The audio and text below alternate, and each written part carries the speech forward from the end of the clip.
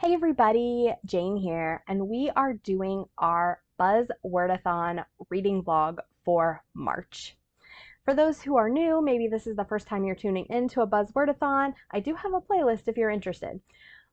Books in Lala gives prompts for each month for a title word and a cover, and I am reading through, based on these prompts and challenges, books that I own or that are borrowed from the library and need to go back. Basically, I'm trying to get rid of so many of the books I own. I am at a place right now where I have too many books. I know nobody really should ever say that, but it's the case. My books have overtaken everywhere, and so I really need to get them off my shelves if they're not ones that I want to keep. I don't keep a lot of books after I read them, and so I'm using these prompts as a challenge to kind of read my shelf so that I can get rid of things that don't need to live there. This month's prompts for the cover art, we have books with a book on the cover. And I am so stoked about this. This is like my favorite prompt ever. I love books about books and have so many books that have books on the cover. The word prompt I did not enjoy nearly as much. It is thing. And I had the worst time finding books with the word thing in it that I almost thought, oh my gosh, I'm going to go through my entire shelf and somehow have nothing that has the word thing in it. It didn't have to be like the word actual word thing. It could be everything, anything, nothing, anything that had thing in there at all. So I was really worried that we were going to have a rough time finding a book, but I eventually did. So I have a stack pulled of books that are ones that I would like to get to this month. I will tell you the last 2 months, I've only gotten to 3 to 4 books a month, so I doubt I will read this entire stack of books. I'm kind of a mood reader, but all of them are ones that I am super excited about, and I want to show you what our options are going to be.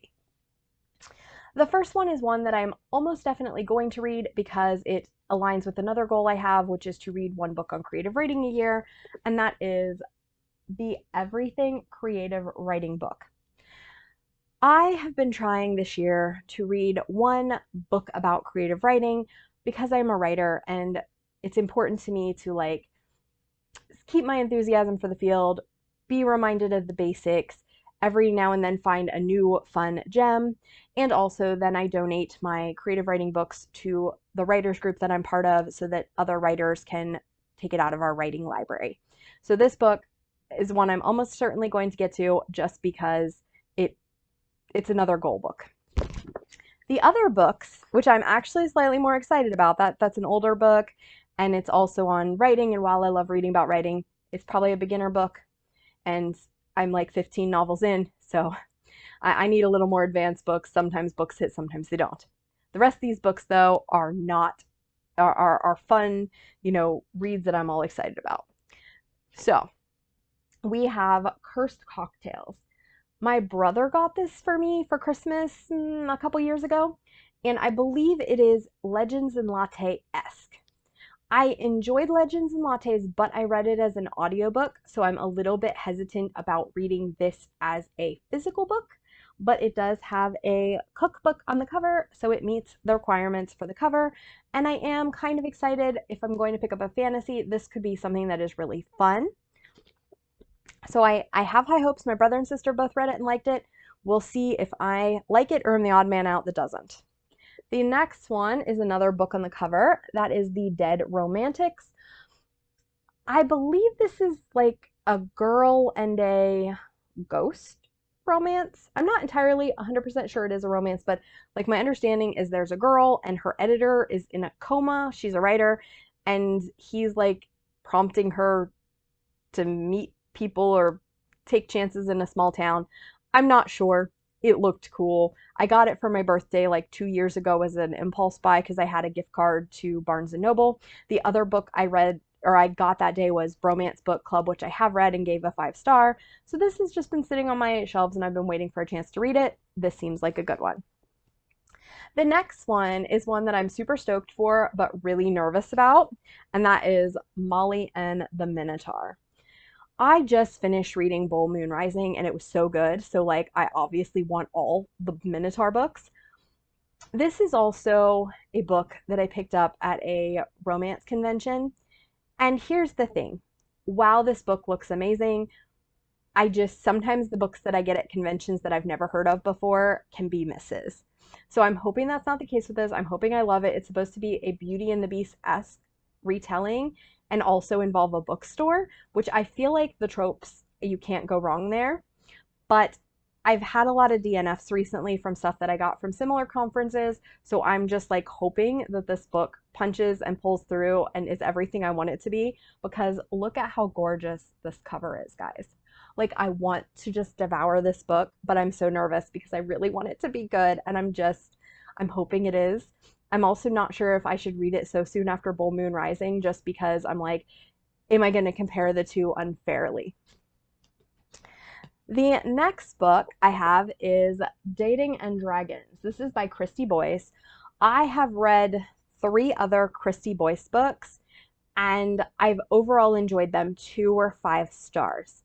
So these are YA romances, which is not my favorite, but Dungeons and Dragons, and I am a huge Dungeons and Dragons nerd. If you don't know, I have a Dungeons and Dragons group I play with pretty frequently. We meet about twice a month. I am a tabaxi. Currently, I am a bard. I had to think about my class because I've been a rogue before and I have been a sorcerer, but right now I am a bard.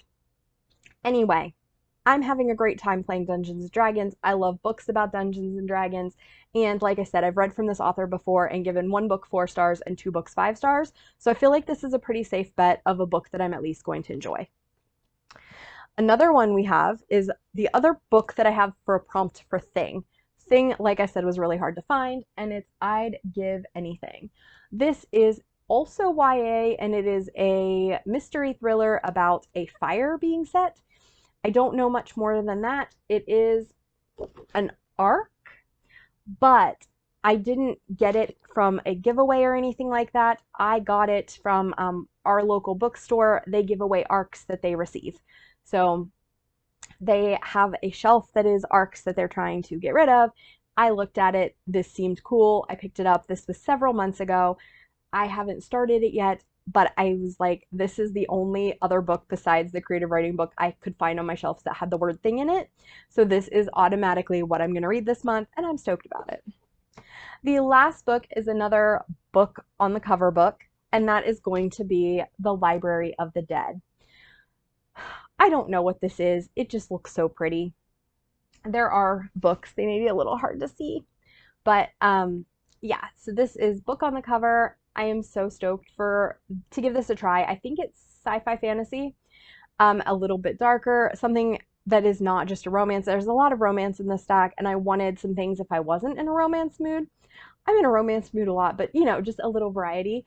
Also, I believe one of my friends has this on her shelf, so I'm going to see if she'll buddy read it with me, but she's a bit of a mood reader, so hard to say. So those are the books that I plan to read for this vlog. Today is, as I'm filming this, March 1st, and I haven't selected which one I'm reading first. So once I make that selection, I will come back to you and give you a fill-in, and maybe if I have read a little bit of it, an update on how it's going.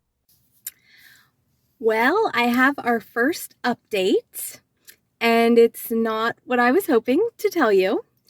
I got 7 chapters into Library of the Dead and decided I don't want to read it, so it's going to be a DNF.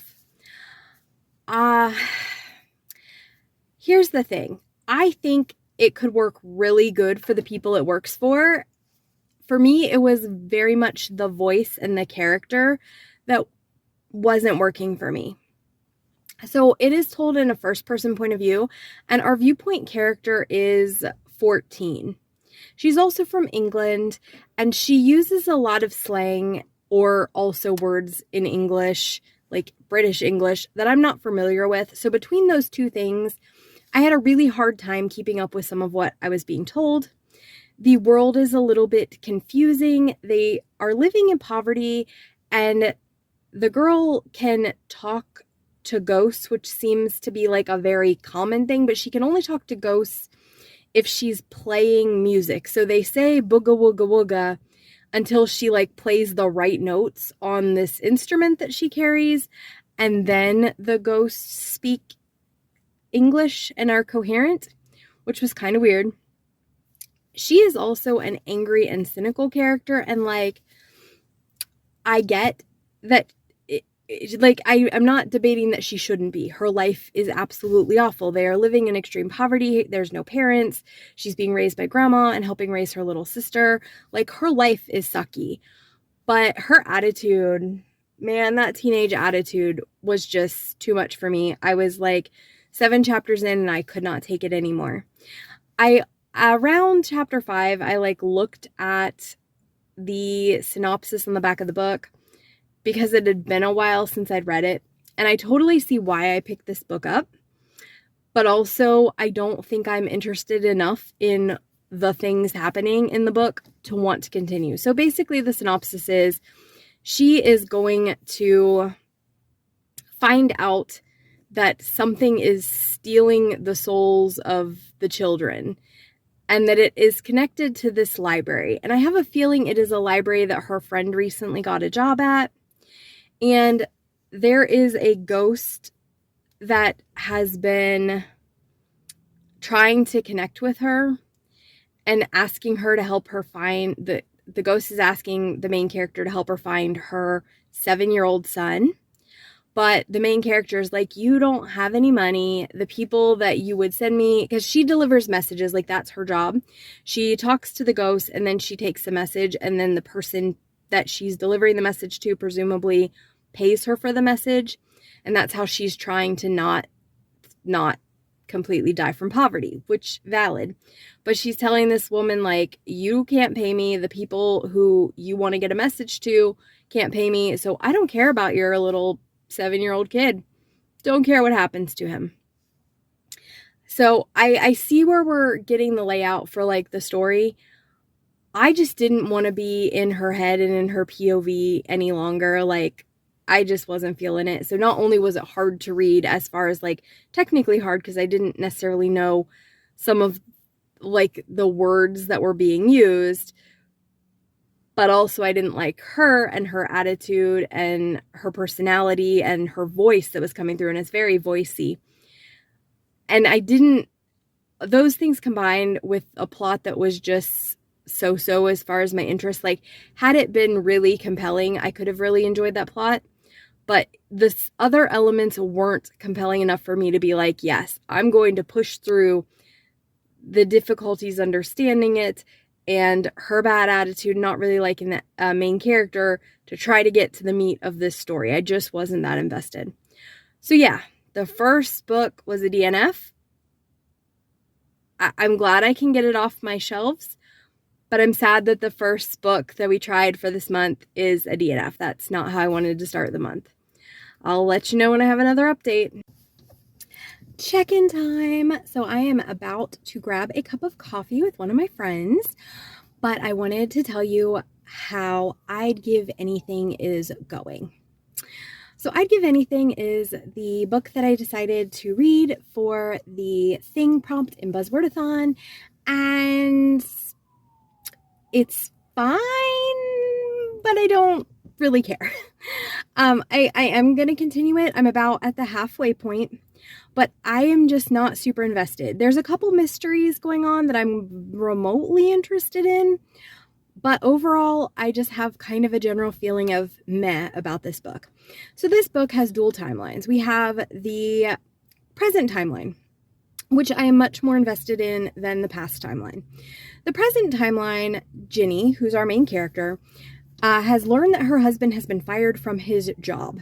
So he was mentoring an 18-year-old intern, and somebody saw them out in public and got the wrong idea. And so he tried to blackmail this person by selling corporate secrets to them, because, you know, he's clearly so innocent and not doing anything with this 18-year-old, very attractive girl. And so he got fired. She's not upset about the firing, the financial things, the infidelity-ish. He swears nothing happened, and I think probably nothing happened, and she doesn't think anything happened, but she's like, probably because the girl didn't say, please come take me. Had the girl said, please come take me, her husband would have been all over that.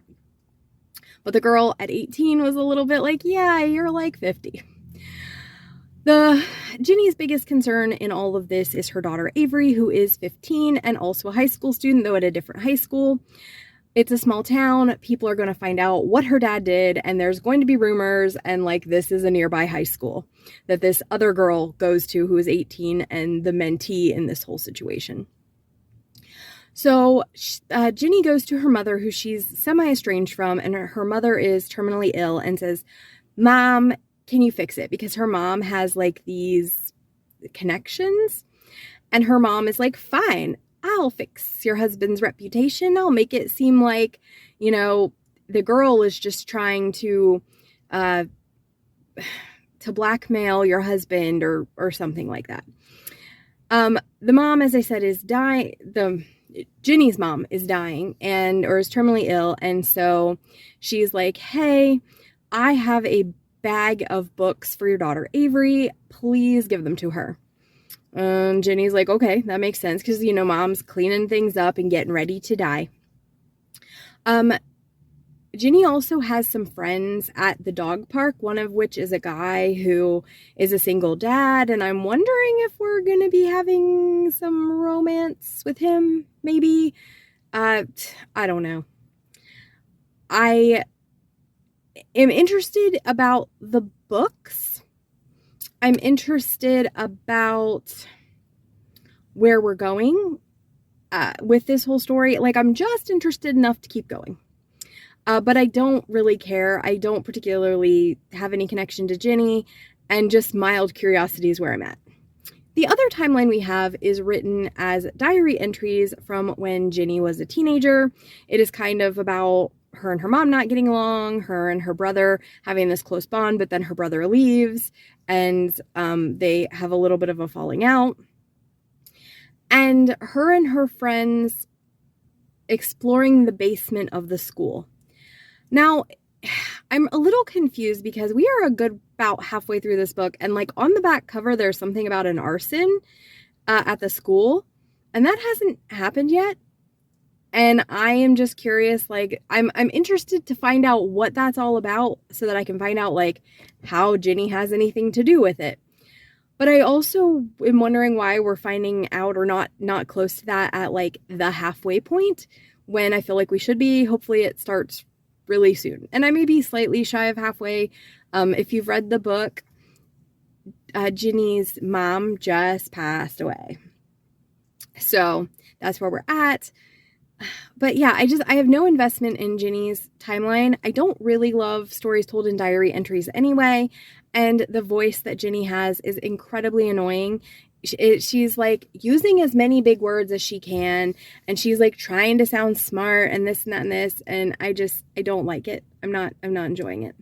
So I'm curious about enough things to keep reading, but also like I'm not having a super great time with this book, which is kind of a shame because I really was super excited with this TBR that I have this month.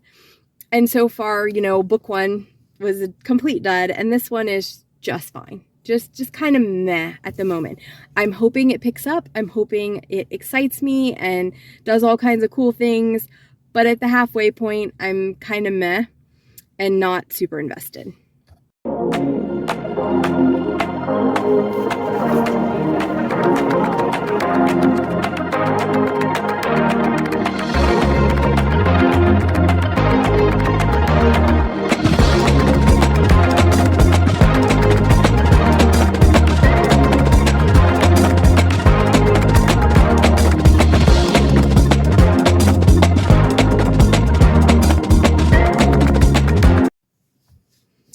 Just wanted to give you an update. I have about 50 pages left in I'd Give Anything. And I'll be really honest, I wanted to talk to you before any twists that might make me change my mind, but right now this book is not good.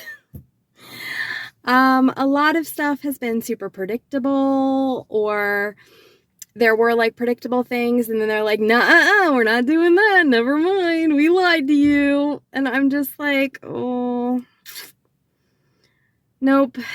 So I appreciate what the author was trying to do, and maybe in the next 50 pages there's going to be awesome stuff, but it's just taken so long. I came really close to DNFing, probably a little bit past the halfway point, because I was just bored, and they did this subplot that I've just seen a lot before, and I mean, it's valid, but I've seen it done a lot better before, and it didn't really work for me in a lot of ways. And we finally got the arson, thank goodness. It was a little past the halfway point, best guess. But then it was like, for something that I thought like is on the back cover of the book, you'd think this was a big deal. It really wasn't. Not very much time was spent on it. Like, yeah, some time was spent on the aftermath and how it affected people's relationships and friendships, and still don't know who set the fire, but it seems like this book is not, like, you're not supposed to care about the fire. This is not like a mystery. It's not a thriller. It is more of like I don't want to say a coming of age, but that might be appropriate. The only thing important about the fire is how it has affected our main character, Ginny, and her relationships with the other people in her life. And so while I do want to find out what happened with this fire, because now I'm curious, I am also very frustrated just because this book has been kind of boring. And this book has been kind of predictable, except for, like, obviously there's twists, but like, I saw most of the things that are happening coming 100 miles away. And then, like, there's still twists that I'm sure are going to be revealed that will make it interesting more, maybe, but I have some guesses of what's going to happen. This book is just kind of boring. It's kind of boring, and I don't care. And it also, I just kind of feel like it jumps around a little bit. So initially we had Ginny's diaries and then present day Ginny. And then once we finished as much of the diary as exists, we have all present day, and it's between Ginny and her daughter Avery. And I do like Avery. I think I like Avery a little bit more than Ginny because she's a little bit more relatable. And I think her behavior I understand a little bit better than Ginny in general. But I just am frustrated. This book is frustrating. Yeah, I think I'm just going to leave it at that. This book is frustrating. Right now, if I had to give you a rating, I would say 3 stars, because I don't think the book has done anything egregiously bad yet. I may change my mind after we get the last 50 pages, but like, this book, it's a book. I don't think it's a particularly good book, but it satisfies what I consider a book, and it's not so bad that I feel like it is like so flawed it needs to be a 2, and it's certainly not unreadable. I've read this thing. It hasn't been terrible. I just am bored and not having a good time. So yes, 50 pages to go. Once I get that done, I will give you an update, and hopefully the next book is a banger, because let me tell you, this is not how I wanted to start out this blog at all. Sorry about the lighting, but I wanted to check in and let you know that I have finished I'd Give Anything. Okay, here's the thing. I think my expectations about this book were just wrong, and that is one of the reasons I haven't really enjoyed it. This book is a lovely exploration of friendship and relationships and the complications of family, and I can appreciate that that's what it's trying to do. I went into this excited to find a thing about arson and a bit of a mystery and maybe a thriller of, you know, who burnt down the school and how did it affect everybody. And I think that was on me, that I was incorrectly assuming that that's what this book is. I don't know that I would have necessarily picked it up if it was like, hey, this is a book about friendship. um, I did end up giving it a 3-star. I think it is a book. Yeah, it has a plot, it has characters, it had some fun moments. In general, though, I found it kind of boring, and I was not very invested in it. I found most of it very predictable, including, like, I had figured out pretty quickly what had happened by the end of it. Like, once we get like the first reveal, and I was like, yeah, I figured that. And then they're like, oh, no, that's not what happened. I was like, okay, well, then this must have been what happened. And it was what happened. So I found it very predictable. I don't necessarily think things that are predictable are bad, but it definitely was one of those things where I was like, okay, this didn't really do anything for me other than exploring these friendships. And maybe that's just not what I was wanting when I picked up this book. Yeah. This book reminds me vibe-wise just a little bit of like Secrets of the Yaya Sisterhood, the movie more so than the book. But like in a vibes way, not in necessarily a plot way, but it's like about really close friendships that are almost family. And it wasn't a bad book. I just didn't care. So yeah, a little bit disappointing that this reading month so far has not been no bangers, but 3-star passable book. I wouldn't tell you not to read it, but if you're looking for any kind of like mystery thriller, do not read this. That's not what it is. It's definitely a book about friendship and relationships and family, and it's, in my opinion, a little bit predictable. I'm not 100% sure what I'm reading next, but as soon as I know, I will let you know.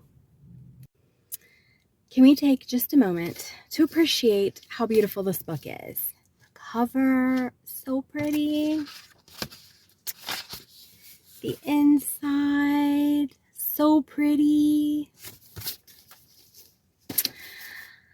It is very pretty. And at 68 pages, I am going to be DNFing it. And I am really, really sad about that. I think this book could really work for someone else, but it is just not working for me. And I think this is kind of multifaceted why. So let me go through a little bit about what has happened in the book up to this point. This is not going to be super spoily. I'm only at page 68, and most of this is already information you would have more or less on the back cover. We open the book and we meet Deb, who is some kind of seer oracle. I'm not really sure what she is, but she goes to Leo's family. Leo is our Minotaur. And she tells his family, hey, in however many years, this girl is going to show up to town and she's going to be Leo's mate and she is going to save us from this curse. We don't know what the curse is. We do know that there's some kind of Greek mythology involved. Like Zeus is involved in this whole curse thing. And I don't know. Like I said, I didn't get that far, but there's Greek mythology involved, including Zeus. But this girl is going to show up. She's going to be Leo's mate, and she is going to fix the curse. Okay? So then we meet Molly. Molly walks in on her boyfriend with another woman, gets in her car, and drives off because she has no clue what else to do. She packs a bag and drives off. Okay, as she is driving, she realizes she has not stopped and gotten gas anywhere, and she is about to go into an area where there could be a lot of space between gas stations, and it's a little bit, not a great idea to go with a low tank. So she's going to Appalachia, or entering Appalachia, and I've driven through West Virginia and stuff like that, so I'm familiar with these areas. You really do need to have gas in your car and stuff like that. So I get where she's coming from. So she stops at this motel and she's like, hey, I need to get gas. Well, Deb, our prophetess from the prologue, is the one at the front desk, and she basically convinces Molly to stay at this motel. She's going to give her free rent until she can get situated. She is got a job for her. The bookstore is hiring, and the bookstore owner is gone right now. But Deb has the keys. She's running the bookstore, although she's not actually running it. But she's, in charge of the bookstore until Leo comes back, and she is going to set Molly all up. So Molly's like, okay, this is brilliant. Now already I will tell you, I'm obviously having some issues with suspending my disbelief. It's a romance and I don't expect it to be 100% believable, but at least give me 75% believable. This I was really struggling with, but I was still trying to go with it. Okay. So without any training, she basically takes Molly over to the bookstore and is like, yeah, you're not going to get any customers. It's fine. Just wander around and learn where the books are. I'm not going to teach you how to do anything because I don't actually know how to do anything. And, the store's actually supposed to be closed, but, we want you to stay here. She doesn't tell her this, but we want you to stay here. So just figure it out. Molly, it turns out, has worked at a bookstore before. And when she did, she got fired for reading too much on the job. I don't know if that's a thing. Maybe it is. She decides, since there are no customers, she's going to read on the job, which is fine. Except she decides that not only is she going to read, but she's going to read extremely spicy books. And after a couple days of realizing there's no customers, she's gonna read the books in the middle of the bookstore on a big leather chair and take care of herself while she's reading these spicy books. Yes, I am not a fan of Molly. That kind of put me off to Molly. Yeah. So then Leo comes in and smells her, and he thinks that she's been doing the deed with somebody else. And he's all upset because obviously this is the smell of his mate. And even though he's never met her, she should be loyal to him. And he's like, you're my mate. And I don't think he tells her about breaking the spell. Like I said, we don't know what the spell is, but we know that she's going to break some kind of spell. So he's like, you're my mate, so we've got to go do this ritual because you're my mate. And she's like, what's that? He's like, doesn't matter. Come on. So he drags her to this area and they basically do a quickie hand fasting.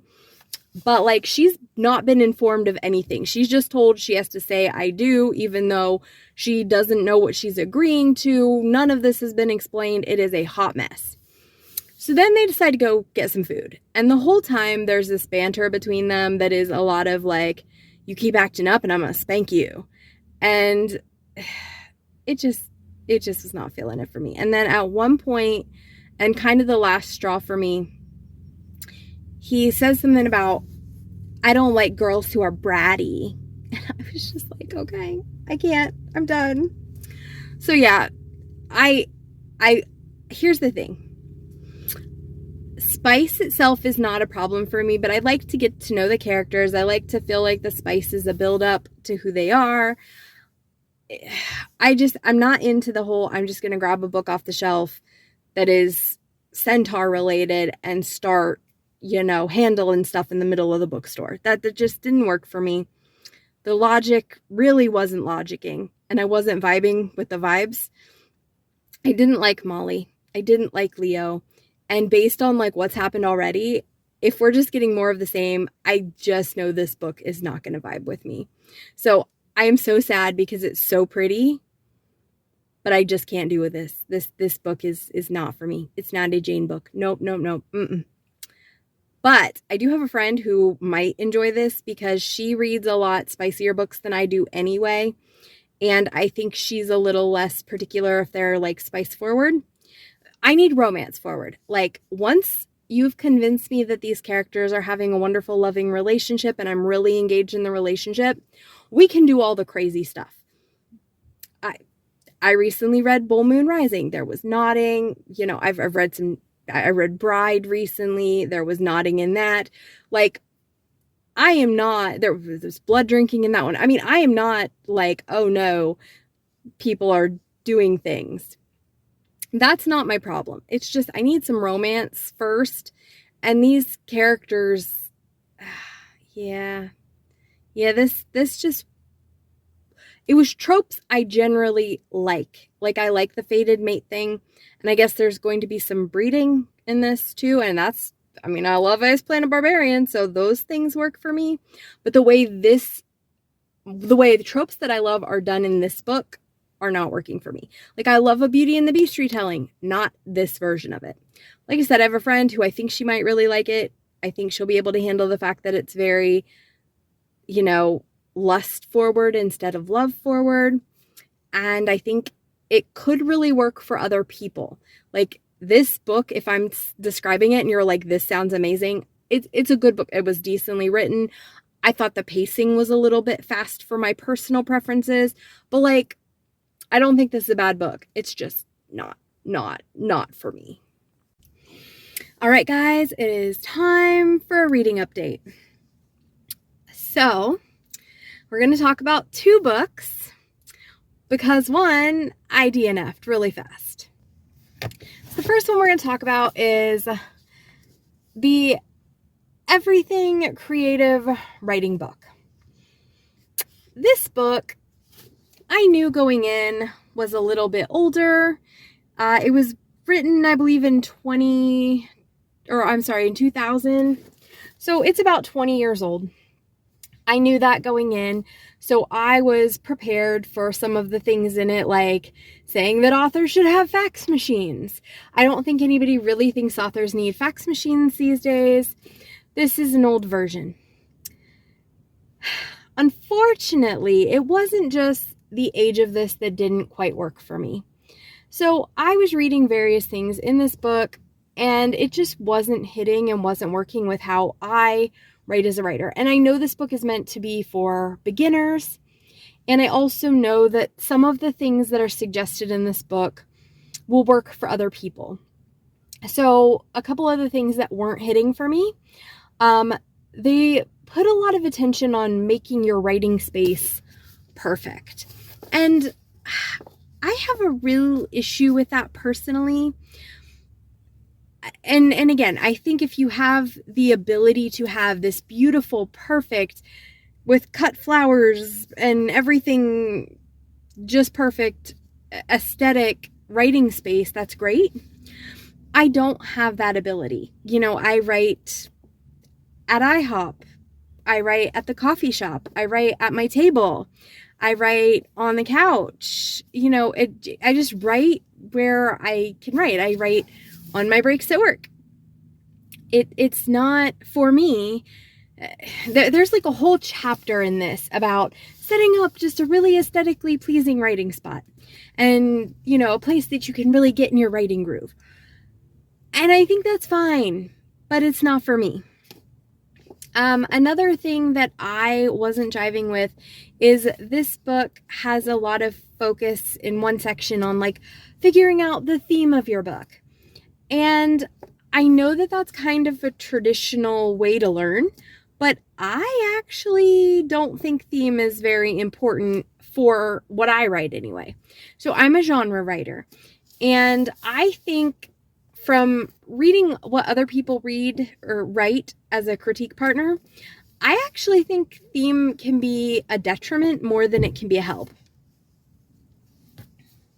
So one thing about theme is a lot of times people put theme out there too strongly, and it actually takes away from the storytelling of a book.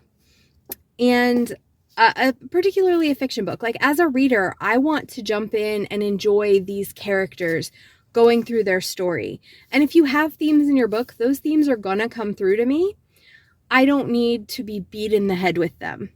And just kind of starting with theme is just something that doesn't work for me and the way I write. And again, do I think this book is bad? No. It's just not for me. And this particular edition is outdated. Maybe you can find, if you are interested, if you're kind of a beginner and you really think, oh, something about the aesthetics of my space and oh, theme, this book might really work for you. I DNF'd it though, because I did not want to read this whole thing and have it be something that didn't benefit me. And where I am on my journey. So I ended up reading a different book this month for writing, but it doesn't belong in this video because it doesn't have a book on the cover, which is crazy. I was looking through my books on creative writing and I'm like, something should have a book on the cover. It didn't. But I still read one. It was fine. But yep, this one is a DNF. So I started another one and I am a little shy of halfway through, and that is The Dead Romantics. Right around there. I am liking this, but I'm not loving it. And I'm not sure where we'll fall by the end of this book. Like, I just don't know. So this is actually kind of a complicated book. I'm going to tell you the best I can what it's about. There is a girl. Her name is Florence, and she is a ghostwriter. When we open the book, she is going to visit her editor, who is a new editor, and she's not sure if he knows that she is the ghostwriter. So she is the ghostwriter for this big name romance author. Think like Danielle Steele type big. And this ghostwriter she wrote like her own book and it didn't do well. And so then her agent got her this job ghostwriting. And the lady she has ghostwritten for, she's been ghostwriting for several years. And, you know, it's basically that woman's name on the book. And then she writes the book, which I have kind of some issues with that. I know that certain authors like James Patterson do that and some big authors. I feel like it's not a super honest thing to do.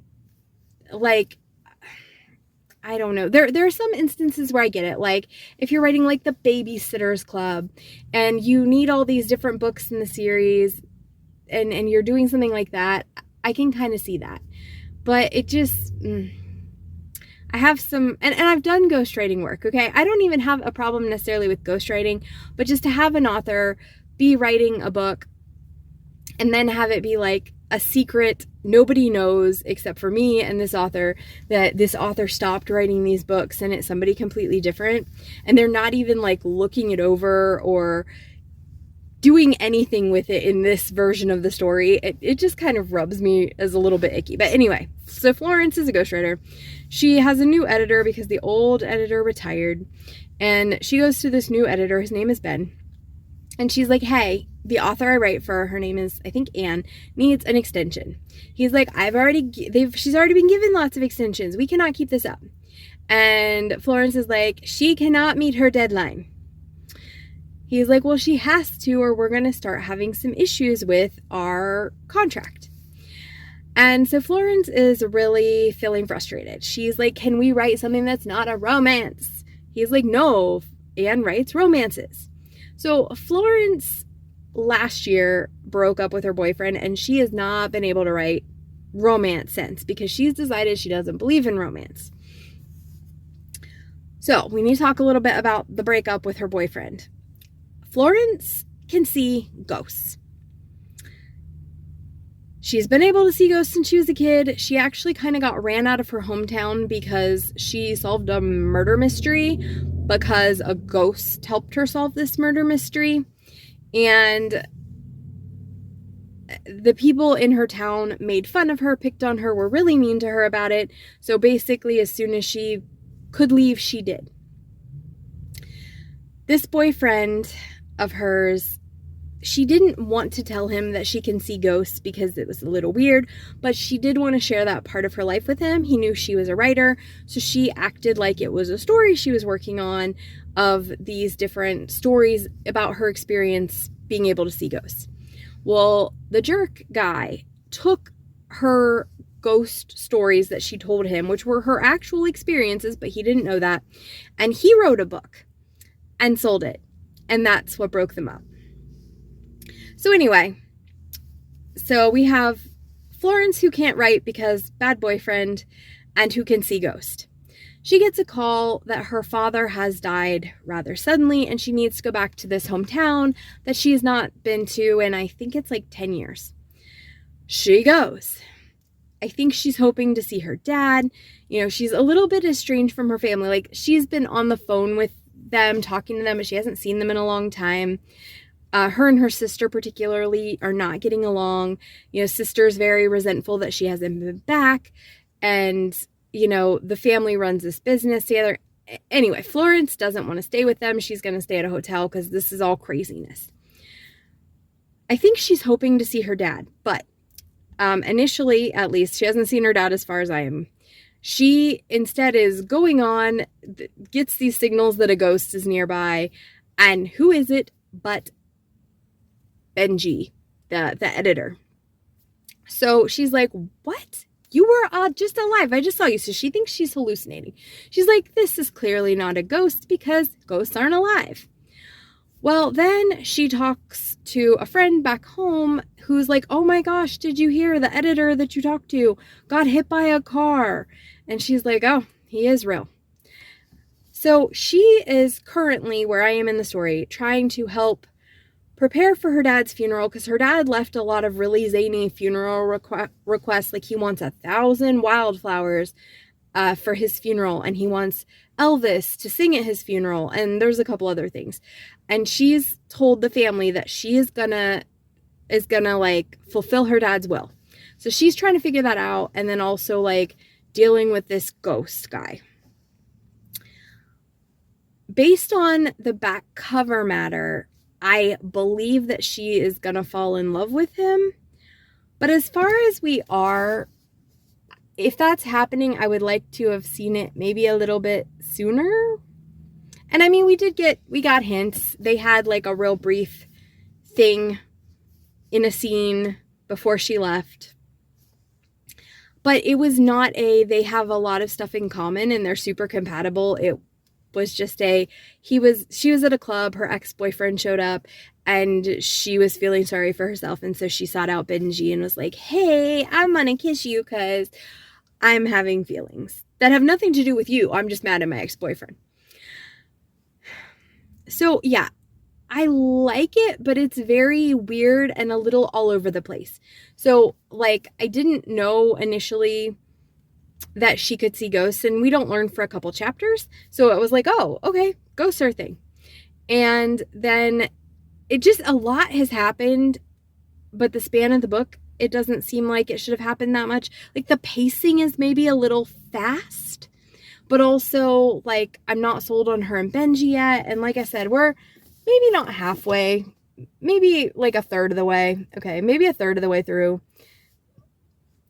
is probably closer, but it just seems like as far as we are in the book, I'd like to know a little more about like what's going on. And I feel like we're still very much in the setup of the book. And I feel like we should be a little bit more into the main story of the book, maybe. The book, the pacing is just really fast. I am enjoying it. It's a little bit zany, a little over the top in places, but I am enjoying it. But I also feel like there's a lot of boom, boom, boom, boom, boom, and maybe a lot of stuff thrown at us really early on, and maybe stuff moving really fast. And I still have lots of questions about a lot of the things in this book that I don't know if we're going to get answered at any point. So I'm liking the book. I'm not loving it, and there's certain things about it that aren't quite working for me, but I'm having a good enough time that I want to continue. And it could still like be amazing. It could be something that knocks me off my feet and that I come to you raving about how wonderful it is. Because I don't dislike it. The pacing has been really fast and it's been a little bit like breakneck speed. And that's generally not my preference. Like, I don't want a book that's slow and slogs, but breakneck speed is not necessarily for me either. So I'm definitely like, would like to slow things down a little bit, slow down, catch my breath. Let's figure out, because like a lot's happened. But I am enjoying so far, and I will come back to you once I get further and have more thoughts, or when I finish it because life's been crazy and it may just be like I'll finish it and tell you about it. We're getting close to the end of the month, actually. I think we're on the 24th. Yeah, I'm coming to you on the 24th. So I really would love to finish this book and maybe do one more for the month. That would be my ideal. But we'll see what happens. We'll see. But yeah, enjoying, don't love yet. Talk to you when I have an update. All right, guys, I finished The Dead Romantics, and I ended up settling on a 3-star for this. This was fine, and I think if I wasn't slumpy, maybe I could have enjoyed it at a 4-star level. I was just kind of bored. And I don't remember why I knew what the resolution was before going in. I did, and I'm kind of glad that I did know what the resolution was going through it, but I because this is a romance and I wanted to make sure it was a romance before I read it, because if it wasn't a romance, I didn't want to read it and get invested. But it is a romance. So you understand what I'm saying when I say it's a romance, right? Of when I say there's like a twist thing, right? You know what I mean, right? Romance has certain expectations, and I wasn't sure how we were going to meet those expectations with the guy is a ghost and girl is a ghost seer. It worked. It was fine. And here's the thing, like I wasn't vibing with this book. I don't know why. I think at times there wasn't enough romance for it to be a romance, which is what I really wanted this book to be. But at times it also like was just kind of boring, and I was like, can we just get on with this?